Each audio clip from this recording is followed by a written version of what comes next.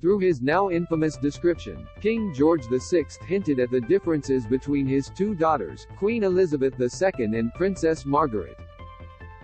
"Lilibet is my pride. Margaret is my joy," the father once said, perhaps unconsciously pointing at his elder daughter's sense of duty, and younger daughter's tendency to lean into the fun side of life.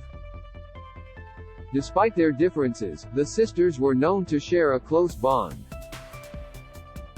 However, a royal relative has claimed the late Queen often found Margaret's behaviour exasperating.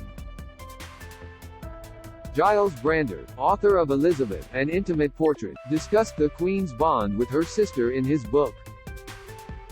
He recalled speaking to their cousin, the late Margaret Rhodes, who said, "The Queen and Princess Margaret were such different people. Occasionally, she, Lilibet, was driven mad by her, but they were sisters." Later, Ms. Rhodes elaborated further on the sisters' relationship. "The Queen was sometimes infuriated by Margaret, inevitably. She found her behavior exasperating at times, of course she did. But Margaret was her sister and she loved her." Mr. Brander went on to list key differences between the two royals, referring back to their childhoods as young princesses. "Margaret was spoiled, outspoken, playful and flirtatious," he wrote. "Lilibet was not," he continued. "During the war years at Windsor, young Grenadier Guards officers would sometimes join the girls and their governesses for lunch or tea. Margaret would chatter away gaily. Lilibet was more restrained, more formal, more dignified." Read more. King Charles set to relax his key Camilla rule to keep in contact with Prince Harry. The Queen found her younger sister's behavior exasperating, an insider claimed. Image, Getty Images, PA Images. Princesses Elizabeth and Margaret with their cousin Margaret Rhodes, née Elphinstone. Image, Getty. Queen's first love. Queen Elizabeth's corgis remained at her side during her final hours. Queen Elizabeth's beloved corgis were with her in the room during her final hours at Balmoral Castle, reports claim. Read more about the Queen's final moments here. Elizabeth and Margaret were just 4 years apart in age and, despite their differences, were said to be extremely close as children. According to Reynaldo Herrera, a friend of the royals, the pair had a love, friendship, and conspiracy that were impressive to behold. He told Vanity Fair in 2016, "I never heard Princess Margaret refer to the Queen in public as anything but the Queen. In private she became Lilibet, her nickname since childhood, or, simply, my sister." Following Elizabeth's coronation in 1952, she and Margaret were famously connected by a direct telephone line between their respective residences at Buckingham Palace and Kensington Palace, on which they were reported to talk and laugh with each other daily. Elizabeth and Margaret shared a close relationship, despite their differences. Image, Getty, trending. But while the young Queen was destined for a life of duty, Margaret had no such obligations. It was around this time that tensions began to develop, exacerbated by the younger princess's romance with Captain Peter Townsend, a divorced courtier 16 years her senior.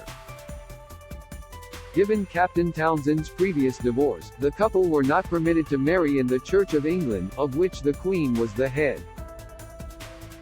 Margaret was therefore urged to wait until she turned 25 and no longer needed the monarch's permission to wed.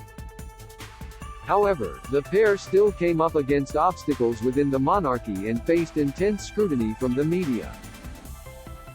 Don't miss Mike Tyndall's real reason for signing up to IMA Celebrity Exposed. Report, royal fan who shook Kate's hand in Boston speaks out on crowd's boos. Insight, Meghan and Harry slammed by Karen Brady for shouting from sidelines. Expert, Elizabeth was destined for a life of service, while Margaret was not. Image, Getty.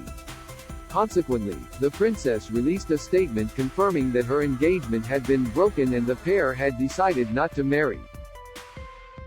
Margaret and Elizabeth's relationship was undoubtedly put under considerable strain amid the bureaucracy and attention surrounding the princess and Peter's liaison. According to biographer Andrew Morton, while the sisters often butted heads, they shared a primal bond. Writing in his book Elizabeth and Margaret, The Intimate World of the Windsor Sisters, he explained, Margaret was her sister's alter ego. Throughout their lives, Elizabeth and Margaret butted heads, the sensible, older sister matched with the mischievous, willful little sister. The final 2 decades of Margaret's life were marked by ill health, having suffered 3 strokes between 1998 and 2001. She died on this day, February 9, 2002, 21 years ago, after her 4th and final stroke at the age of 71. Margaret died on February 9, 2002. Image, Getty. Her funeral was held 6 days later, on February 15, and the usually stoic queen revealed emotions rarely shown in public for her beloved sister. Mr. Herrera wrote, "I think it was the only time anyone ever saw the Queen show her emotions in public. Never explaining anything to the world, what she feels, or why she does what she does, is part of her greatness."